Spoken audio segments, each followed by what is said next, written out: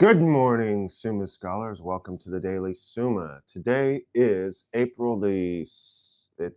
Wednesday, April the 16th. Yep. And it is Holy Week. Tomorrow is Monday, Thursday. Good morning, Joe. Good morning. Do you have your mic? I do. Oh, sweet. We're running and gunning over here. How are you doing, Joe? Tired. Tired? Yeah. Yep. We had a good night, though, last night, I think. You played some lovely songs. That's the truth. Thank you. Played some Leonard Skinner. Yeah, it's true. I wasn't expecting that. Simple Kind of Man. You gotta thank Mike for that. Thank you, Mike Elias, for the turn on. You deleted a folder on your desktop. What? I think. I'm getting scolded by Joe already this morning, guys. I'll wake up to a scolding. It's okay. I don't think there's any important in there anyway. Probably just my novel. It was just Summa stuff, the thing we're trying to turn into a business. Okay. And work on, and like help people with, and that kind of thing. Try to grow the body of Christ. Yeah. Unruden society. Right. Not important in any of this. I was impressed with that last verse of Simple Kind of Man. The power and meaning of it, and also the cleverness of the rhyming. Like when he says he dropped him down into the clay. Oh, you're thinking of that Simple Kind of Man. No, ballad of Curtis Lowe. You're right. That's Curtis Lowe. Simple Kind of Man was great too, but you're right. That's what I'm thinking of. That last verse of Ballad of Curtis Lowe. Yeah, that one especially, because I'd never heard that song before Mike had showed it to me at all. Yeah. Really good songwriting. I kind of lose it a bit. First of all, I haven't super paid attention to Leonard Skinner. I mean, it's always there. Right. Especially, my dad listened to him. But I never really concentrate on the lyrics because the music is so overpowering in Leonard Skinner. But yeah, that was really good songwriting. Oh, we got Poppy in the chat, dude. Let's go. What's up, Poppy? It's like he's here. We're at the table, and you would be sitting right there, Poppy. We were also talking about you last night, Poppy, and how awesome your character development was in the last D&D game. I mean, he was there in the end. He did show up. He did show up. Yeah. But we were talking about him before he came, I think. It's true. Talking to Steve. Steve will, if he's not here now, he'll be here soon, or else watching it soon. By the way, we had another watcher, Miss Sasha, watched, aka G, the one that the mattress. She watched. That's not. You don't want to call her the mattress. That's not nice. as if the mattress is better than. That's not very nice. Well, we don't know yet if she wants to fully be associated with this ragtag beaver galleon. Yeah. So I don't want to I understand what you were trying to do. I don't want to put her name out there until we have confirmation that. But she knows nothing about the beaver galleon. Not a single thing? Well, I don't think so. Well, we have a galleon that's got beavers on it. What else do you know? That's pretty much simple as it is, yeah. What else can we say? We're closing out our time here. This will be the first break we've ever had. And I can already feel, as we experiment with this schedule that I've been working on for all my life, I guess, that taking octave breaks like this, I'm excited to take the break. And just like in the octave, usually there's a fasting period beforehand. And so you're so eager to eat. And then when I do my octave, I feast for 8 days. And at the end of it, you're just ready to go back to soup and bread. So I can see that at the end of this octave, I can anticipate an eagerness to get back to the Daily Summa. I hope that's true for all of you. Guys, you've got to like, subscribe, and share and all that business, because that helps it go out to the algorithm and we can get to more people studying their catechism. Had an awesome conversation yesterday also at Chesty's with Thursday with Josiah and a few of the boys. I think Andrew was there, and Jacob, and who was the other one? I'm blanking on who it was. Who was asking what? But you talking about Justin? I caught you guys and Justin talking. Justin was there. Yeah. Josiah. But there was somebody else over on the right that was next to Andrew, and I can't remember who that was right now. But anyway, probably not important. Yeah. But it was a great conversation, and man, I was impressed with Josiah and his. I always knew he had a lot of like political knowledge, you know, and it's very impressive. And he's a good communicator, and he can speak quick. He's got a quick processor, but his theological understanding and how things that are happening and not happening are connected to theology. I even asked him, have you been studying the Summa? Not the Daily Summa, but have you been studying the Summa? He's like, no, I'm just putting it together in my head.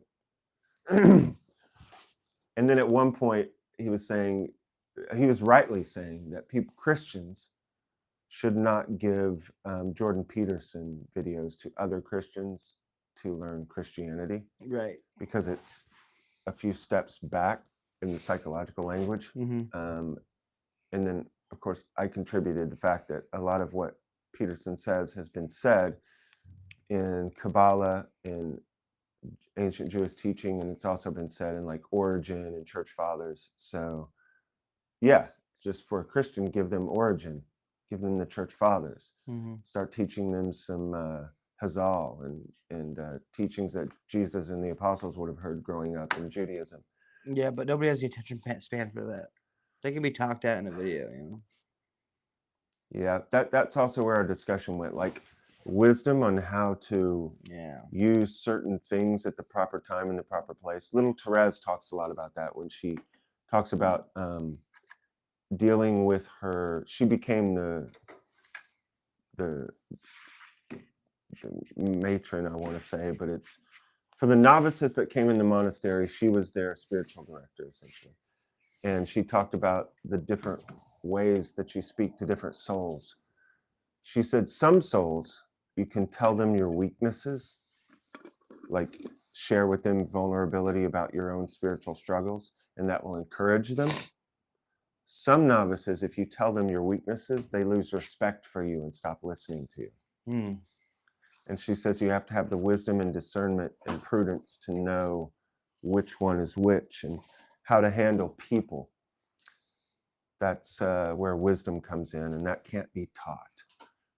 But some Christians may be at the point where, even though they're Christian, they're still so worldly minded that Jordan Peterson might be good.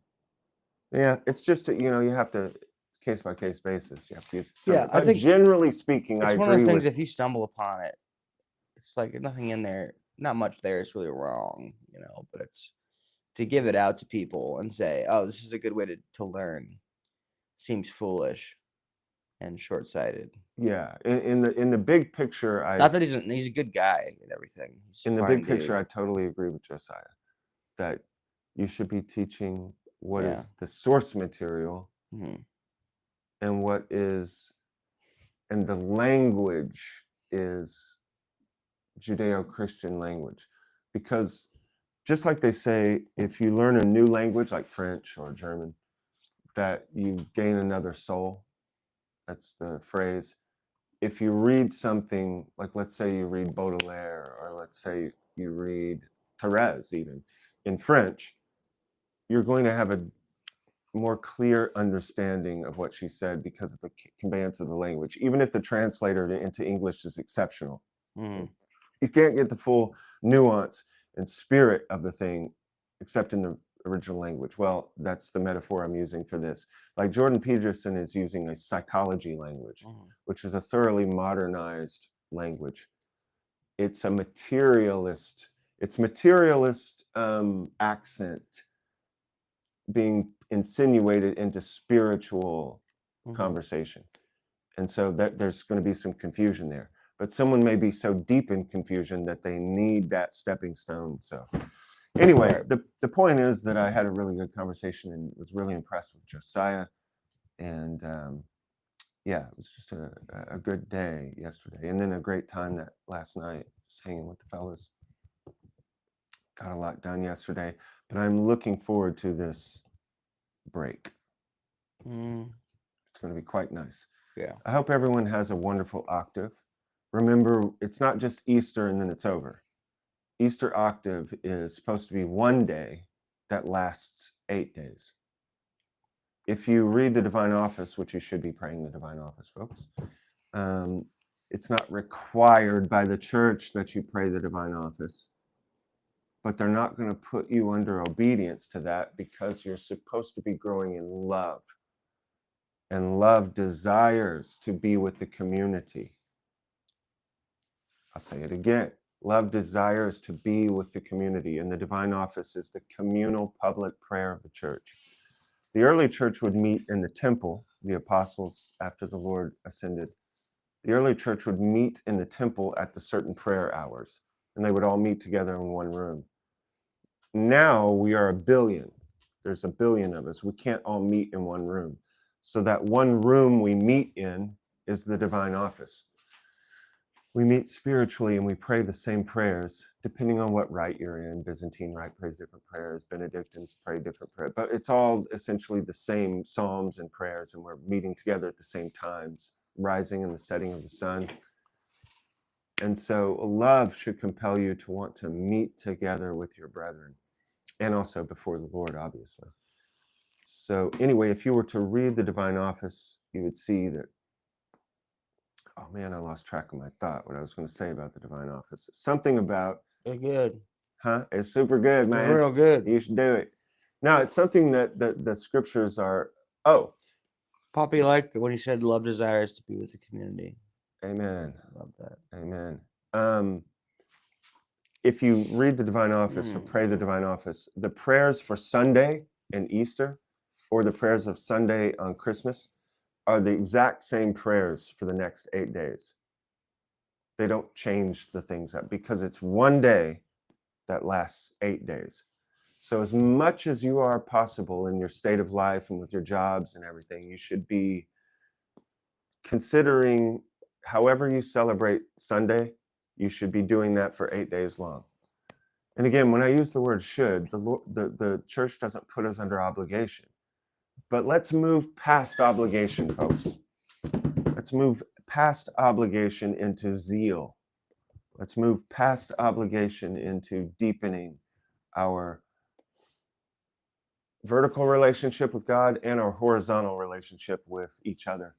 If I'm sitting in my room during the octave and I'm praying these prayers, and I know that Poppy is, and I know that Joe is, and I know that Mother Natalia is, I know that John Michael Talbot is, I know that my friend, brother Joseph, who's in a Trappist monastery, New Mellery Abbey, I know he's with me. I know you're with me. That's community, that's unity. So the church doesn't impose these things on you, because what Christ is trying to do is to get us away from the law as a death threat and enter us into doing the law out of love. The apostle said that Abraham had no need of the law. Why?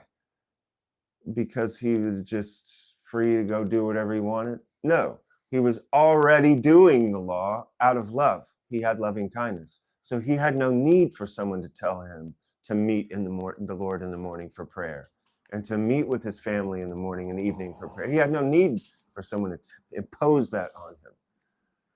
And when mankind went astray, when the Jewish people went astray, God imposed a law upon them. But that's not the ideal. So there's an interesting dynamic here.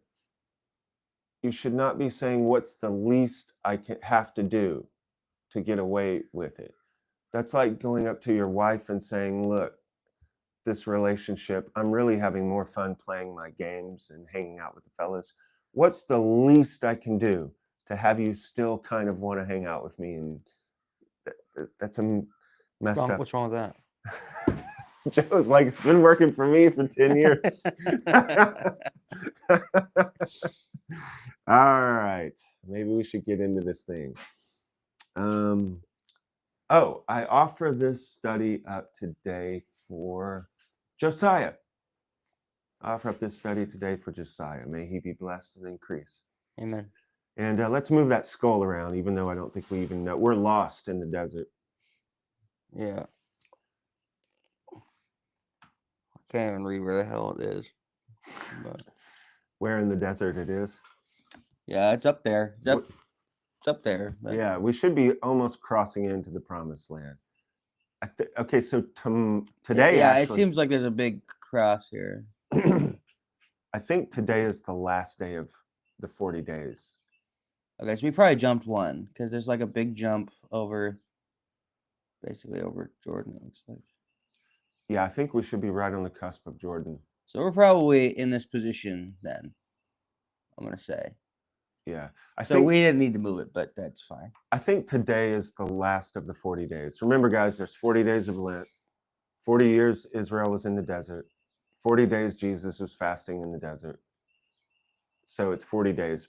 But if you count from Ash Wednesday till today, it's not 40 days because Sundays are not counted in Lent. Don't forget that. Sundays are not fast days. Some people do fast on Sundays, and it's whatever. But the way the church has it set up is Sundays in Lent do not count as the fast days. I've heard a surprising number of people this year talking about that. Not knowing it, or what? People not knowing it, and like it being imposed upon them somehow, stuff like that. Really weird stuff. You mean they don't like it? Or? No, like people, like I don't know. I don't want to get too into this because it's like a personal thing. But yes, I had like 3 occasions where like basically fasting was imposed upon them on Sunday. By someone else. By someone else, yeah.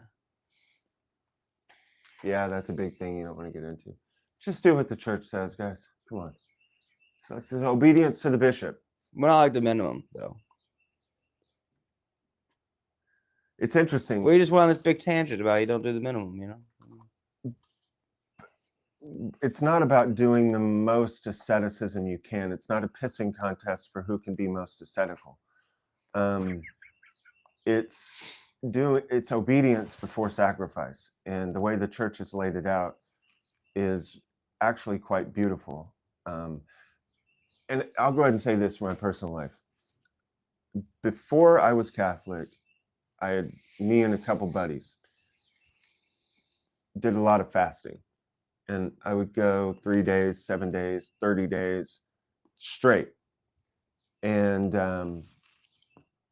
it was very beneficial. But when I entered into the church, I realized that the Sundays don't count as fast days. And that bothered me. I was like, why? Oh, they're wimping out. And then I now realize that was arrogance and pride, that it's a good thing that you aren't fasting for that long because it puffs you up. Now, in the spiritual warfare, you have to balance things because everything's going to puff you up. Studying the Summa will puff you up. Reading the Bible will puff you up.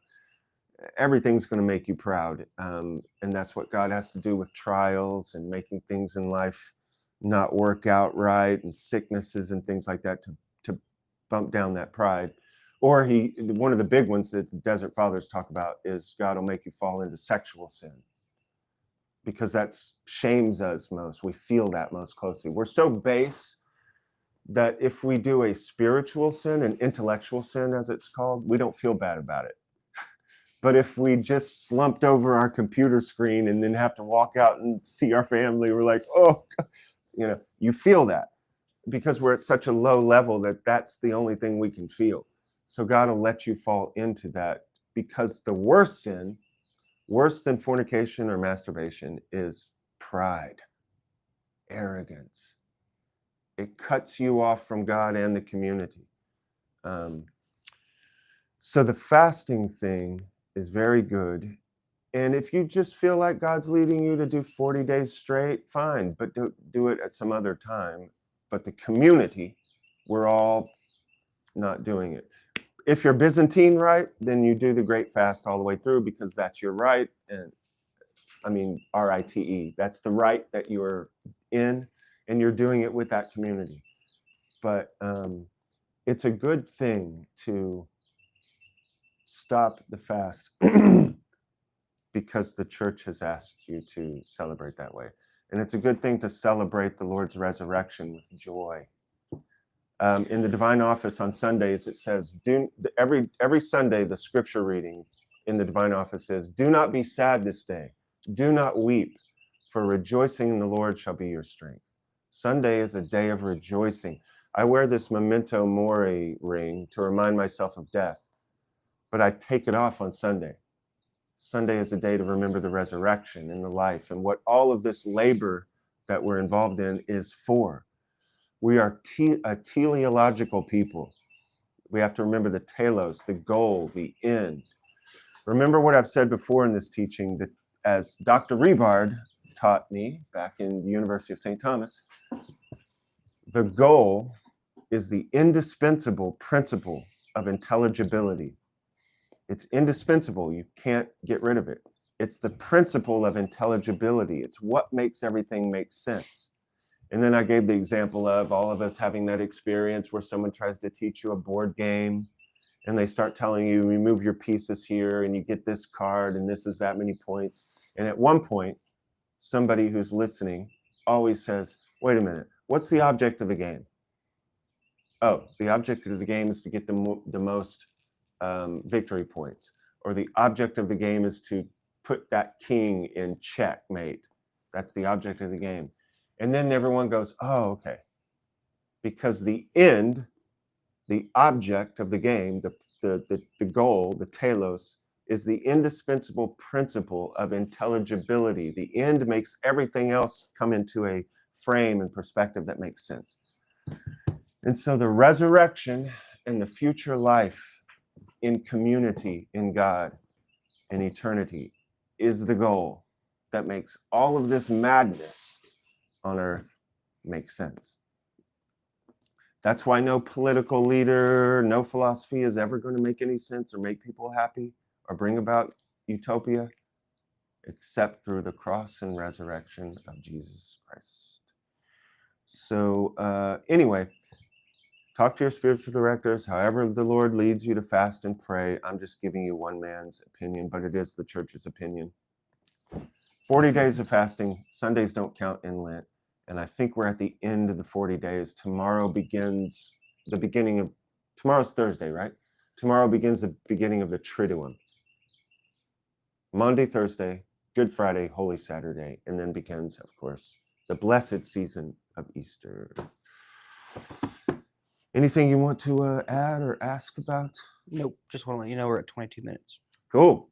All right, guys, let's zip through this page. We're at page 157, finishing up Article 7 of Question 14, whether the knowledge of God is discursive.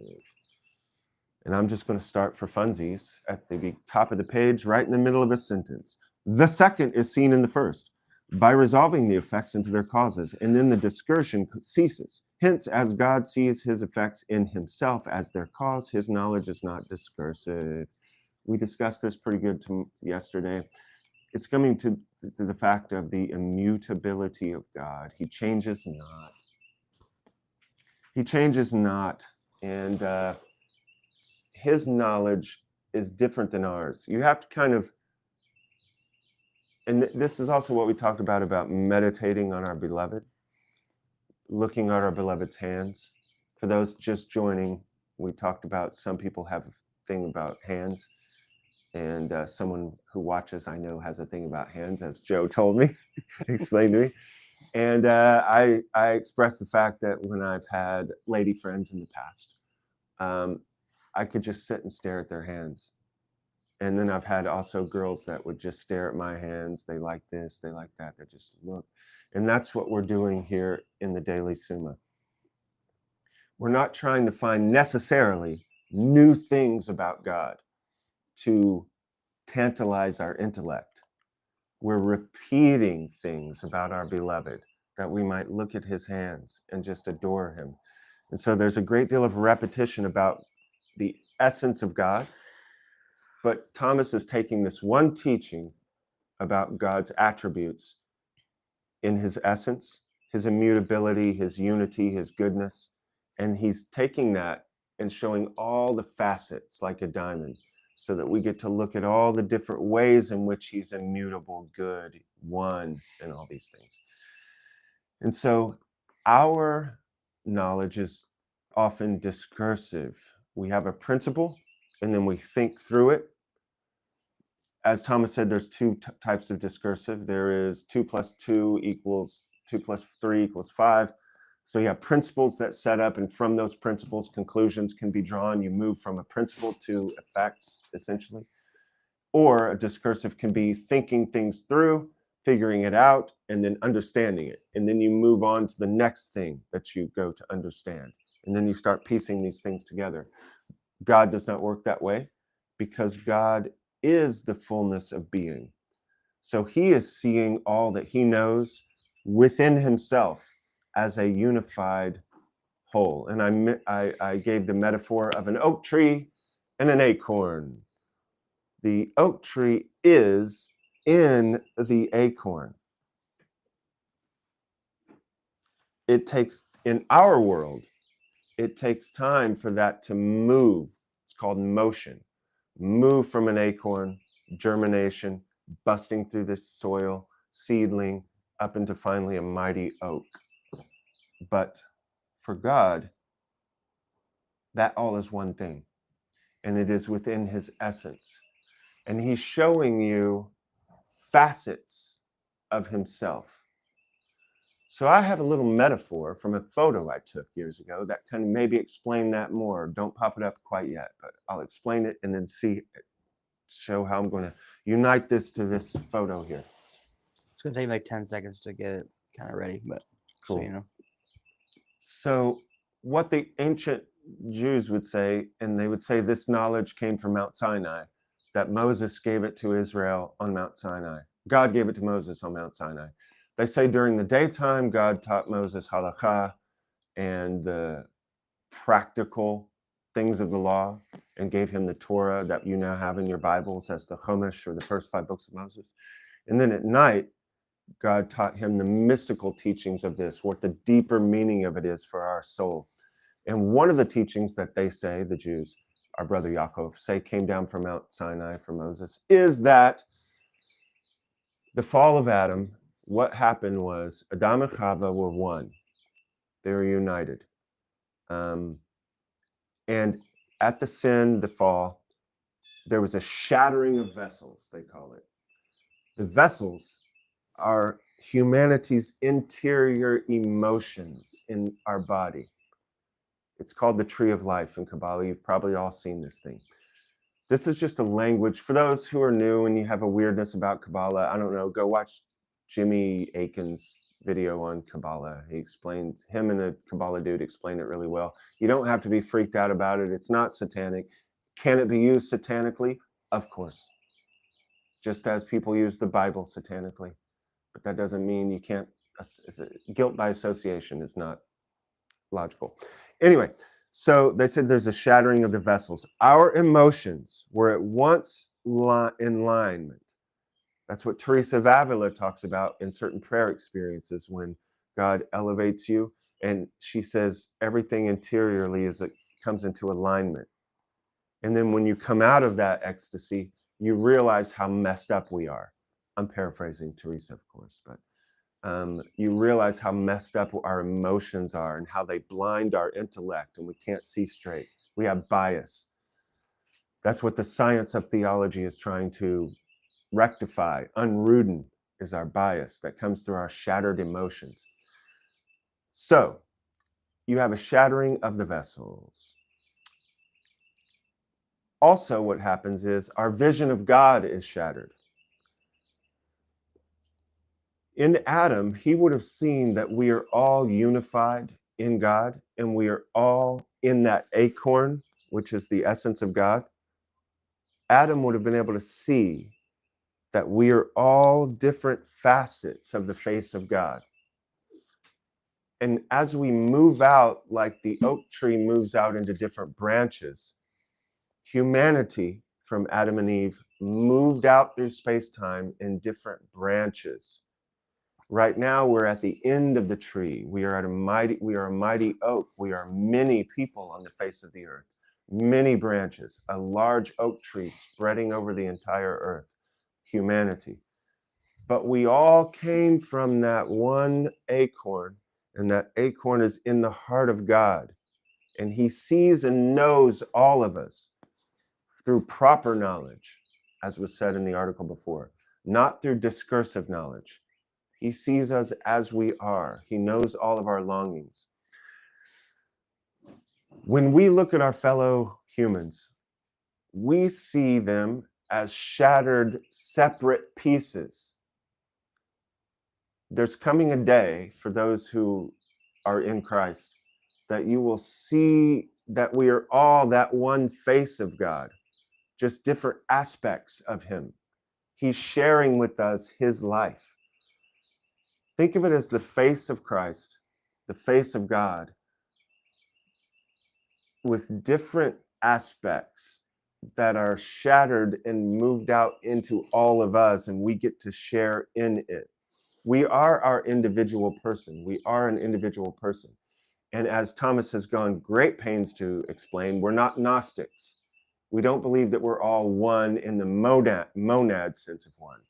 We're one in love in the heart of God, and we are completely separate from him as he is wholly other, but we are completely united to him in love. You have to keep that duality. Maybe that's not the right word. You have to keep that dynamic in mind, that we are not one in the monad sense, but we are one in unity with him. And so an image I thought of to show you this is my face in the television of Elvis Presley. I went to Elvis's Graceland with my mother, just a sec, with my mother, and it was right after COVID, and so there was nobody in Graceland. My mother and I got to walk around Elvis's house with no one else in it. It was really cool. And I got to see how much of a child he was. And I put that in my novel too. They go to Graceland, and Jacob, the lead character, looks around and goes, "This guy was just a big kid." And then the other guy in the group, the big guy who with mutton chops, who's an Elvis fan, and he has a lisp, he's like, "Don't talk about the king that way. Don't talk about the king that way."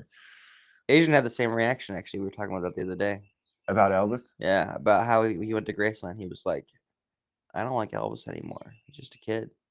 Same exact thing. Yeah, and I highlight that in my novel because I say that Elvis was the portal that brought in man-child spirit to the world. Interesting. Because the devil has to enter through portals. In a video game or D&D, it's like a blue that opens up and you walk through a portal. But in real life, that gaming thing is just an image we use to explain real life. In real life, the portals are humans. When the devil or God enters into humanity with some new teaching or new perversion, it comes through the portal of a human. And my thesis is that when the devil got permission to bring man-child spirit into humanity, it came through Elvis. But anyway, at one point, Elvis was probably drunk and high, and he got ticked off at something that was said on television, and he pulled out his gun and shot the TV. It's a famous thing in the life of Elvis. Well, that television is at Graceland. It's not in his house, but it's in a big warehouse they have that you can walk through and see all of his stuff and see his cars. So I took a photo of myself, my face in that TV, and it's one of my favorite photos. It really turned out great. But pop up that image, Joe. You'll see how you can see, if you didn't know it was my face, you might not know, but since you are told that it's me, or if you know who I am, you can see that it's me, but they're shattered. The image is shattered. And that's what we're experiencing now in this life. We're experiencing a shattered image of God. And through prayer, ascetical labor, virtue, practice of virtue, and embracing of community, Jesus, through the sacraments and through all those things I just mentioned, has made it to where your intellect, as Teresa of Avila, John of the Cross, and all the mystics say, can be elevated to a point of seeing the unity. Just like when you're down at the base of a mountain, you can't see that this city on the north side of the mountain and the city on the south side of the mountain are actually in one environment. But when you ascend the mountain and look down, you see that we're all one thing. That's kind of what happens when you have a intellectual elevation of ecstasy in the Spirit of God. You will be able to see that all of these shattered vessels, all the people you meet are coming from this one acorn, and are part of this one tree, are this one face in a shattered vision. And you'll be able to love them with Christ, the face of Christ in them. That's what all the saints say, and that's what Mother Teresa said. You'll see, that's what the scriptures say too. You see the Christ in the poor, the afflicted, those who mourn. You see the face of God. Okay, so we have Haley joining, and Junior loved the picture. Sweet, thank you, Junior. Hello, Haley. So, guys, meditate on that as we read through these questions, because this is what Thomas is trying to show, that we are all unified in the essence of God, and he doesn't see things discursively like we do, shattered. He sees it all one within his own essence. All right, reply to objection 1. Thomas is going to talk to Larry. Although there is only one act of understanding in itself, nevertheless, many things may be understood in one medium as shown above. God is understanding it in his essence. Reply to objection 2. God does not know by their cause known, as it were previously, effects unknown, but he knows the effects in the cause, and hence his knowledge is not discursive, as was shown above. It's hard to remember what the question was, and it would take too long if every day I go back and forth through it. So you can look back. It'd be good if you got your own Summa and just glance back over at what the question was. But essentially, Thomas is saying that we don't know, God doesn't know through effects. The question was, the way that knowledge is through effects, and you reason back to the cause or whatever. And Thomas is saying God doesn't work that way, because all the effects are in him, in his nature, in his essence, before anything was ever created. Reply to objection 3. God sees the effects of created causes in the causes themselves much better than we can, but still not in such a manner that the knowledge of the effects is caused in him by the knowledge of the created causes. The knowledge of things is not caused in him by the causes. That's how it works in us.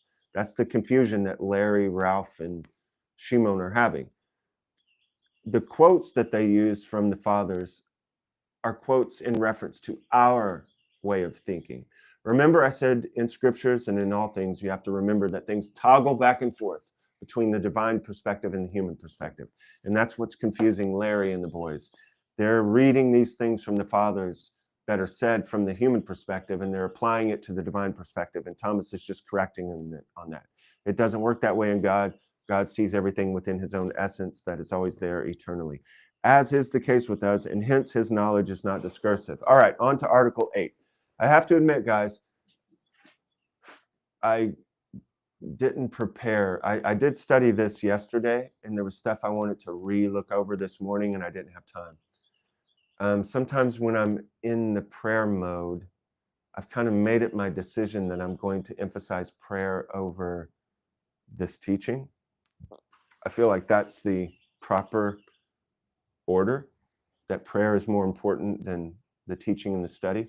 So I've already asked St. Thomas to help me, and we'll just see. I prepared 1 day for this, but not 2. Every other time I've prepared 2 days, so we'll just see how it goes. Whether the knowledge of God is the cause of things. Larry up to bat. Larry on the deck.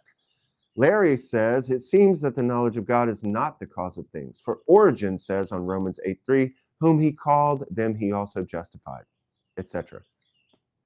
A thing will happen not because God knows it as future, but because it is future, it is on that account known by God before it exists. This is a mind bender that Thomas is going to have to explain. Let's see if we get to it today. His reply. We do. Sweet. Objection 2 from Ralph. Ralph says, further, Given the cause, the effect follows. But the knowledge of God is eternal. Therefore, if the knowledge of God is the cause of things created, it seems that creatures are eternal. We'll see what Thomas has to say later. Objection 3, further, the thing known is prior to knowledge, as is its measure, as the philosopher says. But what is posterior, or after, and measured cannot be a cause. Therefore, the knowledge of God is not the cause of things. Now this, you should be able to pick apart just from all of our previous knowledge. Shimon is saying the thing known is prior to knowledge and is its measure. If I had a class in front of me, I'd ask everybody what they think that means, but let me just kind of, you should be able to figure out what Thomas is going to say. He's quoting the philosopher. The thing known is prior to the knower. That's just what we experience. Anything you've ever known in your life. If I have a box and I say, do you know what's in the box? And you say no, then I show you what's in the box. That thing in the box, let's say it's a banana, because bananas are funny in comedy skits. You open it up and it's a banana. That was there before you knew it. It has to be there before you know it, or else it's not there. It's so simple that it seems highfalutin philosophy, but philosophy often states a very obvious statement because, as I've said before, it's framing the argument. The thing known is prior to knowledge, and it's the measure of knowledge. Let's just use the word measure to its fullest extent. How long the banana is, how thick it is, how much it weighs, what color it is, that is what impresses upon your eye and intellect, as we discussed when we were doing this show from Elias's basement. The thing is impressed upon you and puts its image within you. That measure of it is what gives you knowledge. So the thing known is prior to the knower, and it's the measure of what that knowledge is. Obviously, you should be able to just see that Shimon's confusion is what the philosopher, what Aristotle is saying is true from the human perspective. That's the whole key to the thing, guys. From the human perspective, that's true. Thomas is going to say that's not how it works in the divine life. All right. On the contrary, Augustine says, not because they are does God know all things, all creatures spiritual and temporal, but because he knows them, therefore they are. He knows us into existence. And Thomas is going to start using will in this also. He's going to introduce will, seemingly out of nowhere. But you have to understand that God's intellect, his will, he is one. What he knows, he loves. He knew you before all creation, and he would not know you if he didn't love you. You are loved into existence and known into existence, because in God, this is one. God is love. For us, it's two. We're shattered. We have an intellect and a will. The will can love something that the intellect says it's not smart to love. Or the intellect can tell you you should love something and you feel no emotion toward it. We're all shattered. It's the fall of Adam. It's concupiscence. For God, it doesn't work that way. For God, what he knows is what he loves because it is one thing. God is love. I answer that. The knowledge of God is the cause of things. For the knowledge of God is to all creatures what the knowledge of the artificer is to the things made by his art. Michelangelo might have had many ideas go through his head, but he loved the idea of King David, making a statue of David. He loved that idea. And so he went with it. And he knows it. Even before he started the first clink of the hammer and chisel on that marble, he knew. Before it was formed, he knew it. That's a little image. God's made art not so that we can just have fun on the weekend going to an art show. He made art so that you can start to understand what he is and what he is like and how much he loves you. Now, the knowledge of the artificer is the cause of the things made by his art, from the fact that the artificer works by his intellect. This is also very important and comes into modern science and atheist arguments. This is what Dr. Meyer is always conveying about mind. Matter moves from mind. And so the argument is that there must be some mind moving every piece of matter from the beginning.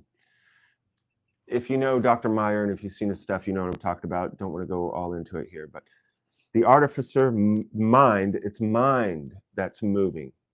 It's not a chisel and a hammer moving. It's not Michelangelo's body. It's his mind moving his body, which moves the stone.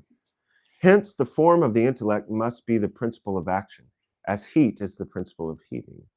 Nevertheless, we must observe that a natural form, being a form that remains in that to which it gives existence, denotes a principle of action according only as it has an inclination to an effect. A form is like horsiness. Horsiness becomes a suppositum of a single horse that shares in horsiness among all horses. But that form comes into effect because some daddy horse saw a mommy horse and had an inclination towards it. The reason humans have children is little Craigie sees cute little so-and-so and says, I have an inclination towards her. And likewise, an intelligible form does not denote a principle of action insofar as it resides in the one who understands, unless there is added to it the inclination to an effect, which inclination is through the will. That is one reason why fornication is so broken. The inclination is not towards the effect. It is towards a limited effect, that is achieving the climax of the sexual union, but that's the effect dies there. There's no life in it. Whereas marital inclination is open to the continuation of the eternal Trinitarian image. For since the intelligible form has a relation to opposite things, inasmuch as the same knowledge relates to opposites, it would not produce a determinate effect unless it were determined to one thing by the appetite, as the philosopher says. The appetite is just our desire for something. That's what we already said. It's inclined towards an effect. Now, it is manifest that God causes things by his intellect, since his being is his active understanding, and hence his knowledge must be the same. His knowledge must be the cause of things insofar as his will is joined to it. Hence, the knowledge of God as the cause of things is usually called the knowledge of approbation. Thomas wants you to understand that God loves you. I mean, it's as simple as that. His making of you is out of love. And it's all happening within the divine life of the Trinity and the divine Logos. And you are a representation of him. Turning of the page. Do what? Turning of the page. We will have the Turning of the Page is sponsored by CraigKinsey.locals.com. Go to CraigKinsey.locals.com and sign up, folks. You can even give us funds to help this Beaver Galleon to continue to sail on to brighter horizons. But you can also see, I put up little videos, behind the scenes stuff that we're doing on Locals, and in the future we'll do a Q&A after the video. You also don't have to sign up like monetarily to join the Locals as well. You can jump into the community and see posts and things. You just can't necessarily interact with them yet. Cool. So join Locals, guys. Moving on to reply to objection 1. Origen spoke in reference to that aspect of knowledge to which the idea of causality does not belong unless the will is joined to it, as is said above. That's why Thomas brought the will in. But it's also important for understanding what understanding is in God. For us, we can have an intellect and an understanding apart from love because we're broken. Not so with God. He knows nothing without loving it. But when he says the reason why God foreknows some things is because they are future, this must be understood according to the cause of consequence and not according to the cause of essence. For if things are in the future, it follows that God knows them, but not that the futurity of the things is the cause by which God knows them. That should just be intuitive and simple, but it needs to be said because we're staring at our beloved's hand. It's not because there is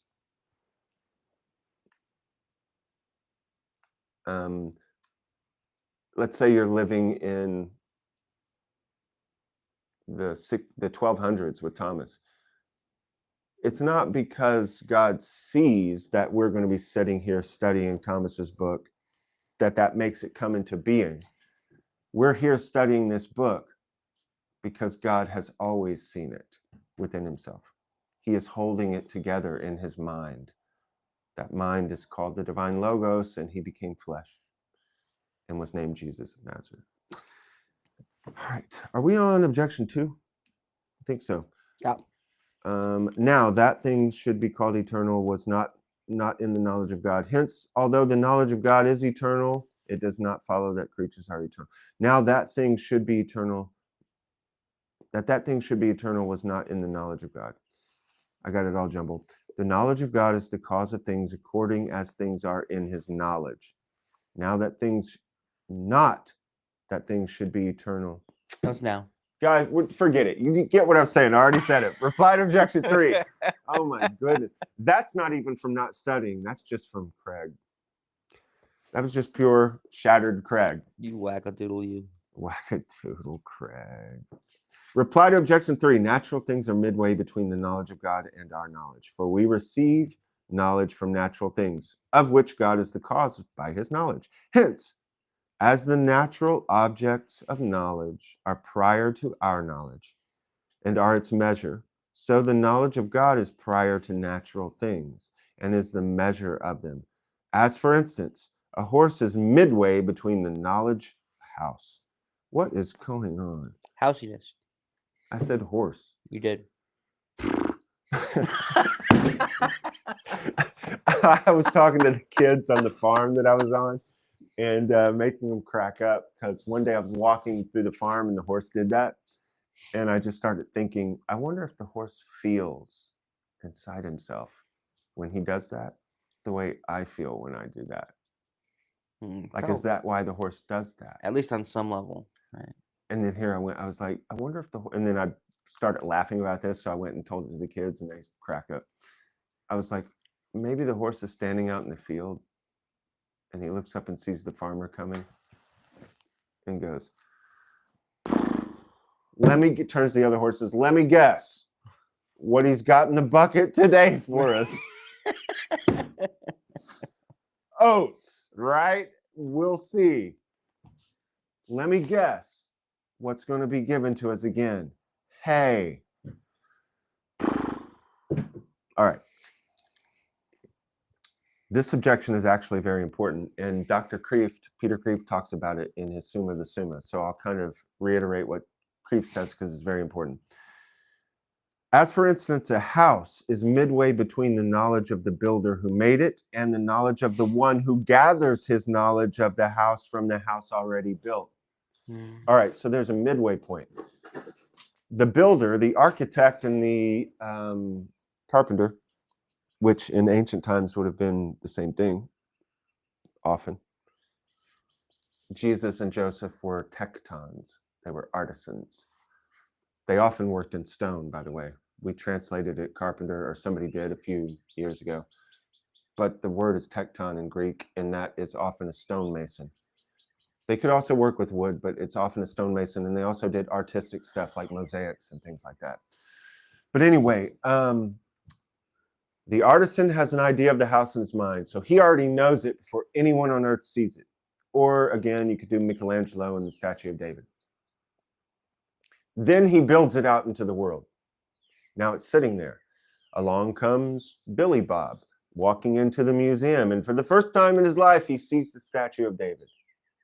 Now that knowledge that Michelangelo had in the secret of his mind that no one on earth knew was projected out into the field and it's sitting there, and now that image is in the field, and light reflects off of it, goes into old Billy Bob's mind, and now Billy Bob has the knowledge that Michelangelo had within him. The statue, the house, is the midway point between knowledge of two persons. What Michelangelo had in his mind is conveyed to the other person by the midway point, the statue. That's why it's important. Now, the midway point of what's in God's heart and mind is this world. As the saying goes, God has written two books. One is the Bible, and the other is nature. By the way, Sasha said she could hear the bird the other day. I saw that, yeah. Why is this important, and how does it affect us today? It affects us so greatly. The devil's game, as he's playing this board game against us, is to mess that up, because he doesn't want you to see the mind of God. Why? Because the mind of God is the heart of God. And if you see the mind of God and the heart of God, you will fall in love with him, and you will be able to be with him. And the devil is jealous because he can no longer be with this sweet, sweet lovemaking that he had before he fell. And so how does he make you not see the mind of God, which will make you see the heart of God? He defaces the medium. If you were to go in and destroy the statue of David, start knocking chunks out of it, spray paint it, the guy, Billy Bob, when he walks in, having never seen the statue of David, he won't be able to clearly see what was in the mind and heart of Michelangelo. So Satan can deface nature, the two books God wrote, the Bible and nature.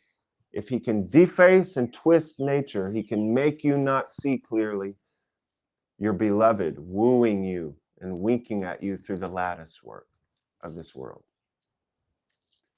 And so what Peter Kreeft says, he talks about Kant and Hume and the modern philosophers, that what they did in their philosophy was reverse the process.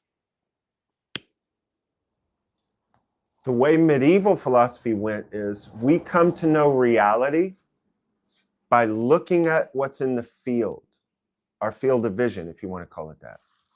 And we take that at face value, and we move from that and shape our soul and mind according to that, what's in the field, what's in the world. Kant, Hume, these guys, they said they had a diabolic idea that is now affecting our society very greatly. They said, no, we impose from our mind and will what we think and want onto the field. And it took a few hundred years. It started 1700s, really 1800s, 16, 17, 1800s. But now it's diffused through the society. So even an idiot, and the world is full of them, who doesn't know anything about philosophy, even they know Kant and Hume's conclusions because they've gotten it through media, art, and all these things that have affected their mind. So now they believe that. It took a while, but the devil was able to get it into society to think like Kant and Hume and these guys. Now we have people that say, I impose upon reality what I believe it to be. And the ultimate consummation of that, the devil's ultimate work, is to deface the main image in the field that shows you what God is like, which is the sexual relationship between husband and wife that is fruitful in children. That shows the Trinity. Kant, Hume, the devil through them, says to you, no, I can impose my view on what being is. If I say the man is a woman, it's a woman. If I say the woman is a man, it's a man. If I say I'm a cat, I'm a cat. This stuff just didn't come out of the blue, people. It's not like it just fell out of a tree. It did fall out of a tree. It fell out of the tree of bad philosophy. and land it right in our lap with all of its wretched stink. And so that is what the Daily Summa, and we're trying to unrooten society. You have to have proper catechesis. The reason why all these kids and people were able to be tricked is because their parents didn't catechize them. And their parents didn't catechize them. And their parents didn't catechize them. So this little page right here from Thomas Aquinas is speaking directly to the LGBT community and everything we're having in our life today and all the wokeness. It's directly speaking to that. And if people would have been taught these things and shown them in different aspects and over, we wouldn't have this problem. But it's still part of God's big, beautiful plan. We'll see how the Lord rectifies everything as we continue in this story called life. All right, let's go on to just the questions of Article 9. We're almost done here. Article 9, whether God has knowledge of things that are not. That's an interesting one. Objection 1, Larry says, it seems that God has not the knowledge of things that are not. That's a fun sentence. For the knowledge of God is of true things, but truth and being are convertible terms. Remember, he's talking about the God is truth. So he's saying if God is truth and God is pure being, then being is truth and it's one thing. Therefore, the knowledge of God is not of things that are not, because he's saying things that are not true. They're not. We'll see how Thomas handles that. Objection 2, further, knowledge requires likeness between the knower and the thing known, but those things that are not cannot have any likeness to God, who is. I added that, but you get the point. Who is very being itself. Therefore, what is not cannot be known by God. Objection 3, further, the knowledge of God is the cause of what is known by him, but it is not the cause of things that are not, because a thing that is not has no cause. Therefore, God has no knowledge of things that are not. Okay, these are all fun. We'll have more fun tomorrow on our last day. Graciously, the Lord has it to where our last page is pretty much almost finished with it. And then we'll come back after the Easter holiday. But we have one more day tomorrow, guys. Let's just read the very beginning to make proper ends. On the contrary, the apostle says, calleth those things that are not as though they are. That is the end of the Summa. Remember, guys, this is all straw. Go meditate and pray.